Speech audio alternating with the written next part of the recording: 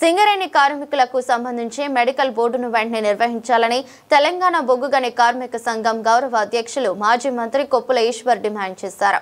ఈ మేరకు పెద్దపల్లి జిల్లా రామగుండం సింగరేణి సంస్థ జీఎం కార్యాలయం ఎదుట తెలంగాణ బొగ్గు గని కార్మిక సంఘం ఆధ్వర్యంలో నిరసన దీక్ష చేపట్టారు. మెడికల్ బోర్డు నిర్వహించకపోవడం వల్ల కార్మికులు తీవ్ర ఇబ్బందులు పడుతున్నారని ఆగ్రహం వ్యక్తం చేశారు.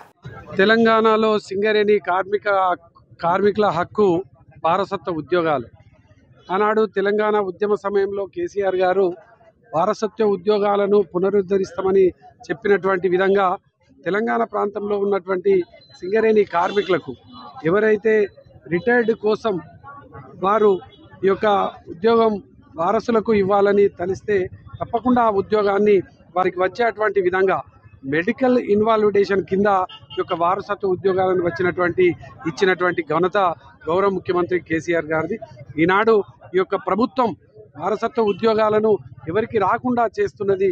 ఈరోజు 670 మంది కార్మికులు వారసత్వ ఉద్యోగాల కోసం తెలంగాణ బొగ్గు గని కార్మిక సంఘం నాయకత్వంలో మా గౌరవ అధ్యక్షులు కొప్పుల ఈశ్వర్ గారి ఆదేశాల ప్రకారం ఈరోజు సింగరేణిలో జరుగుతున్నటువంటి మెడికల్ బోర్డులో అవకతవకలు అయితేంది, పని చేయలేని పరిస్థితుల్లో ఉన్నటువంటి కార్మికులను డ్యూటీ చేయాలనడం కానీ, సర్ఫేస్కు చేయడం కానీ, సూపర్వైజర్లను జనరల్ అసిస్టెంట్లుగా చేయడం అయితేంది, గత 9 నెలలుగా మెడికల్ బోర్డు పెట్టకపోవడం వలన వేలాది మంది బోర్డు కోసం ఎదురు చూస్తున్నటువంటిది.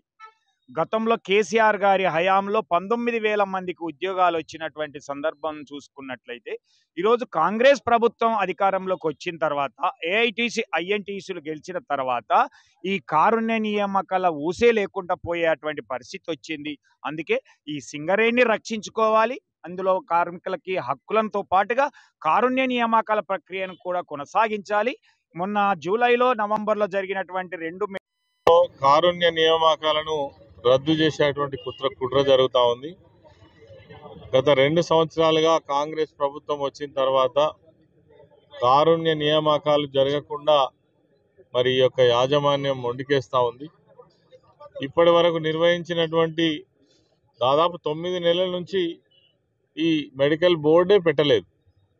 పెట్టినటువంటి 2 మెడికల్ బోర్డులు ఏవైతే మొక్కుబడిగా పెట్టినారో వాట్లల్లో మరి కేవలం ఈ బోర్డు ఉన్నదని నిరూపించుకోవడానికి మాత్రమే ప్రయత్నం చేశారు తప్ప అందులో కార్మికులకైతే న్యాయం జరగలేదు.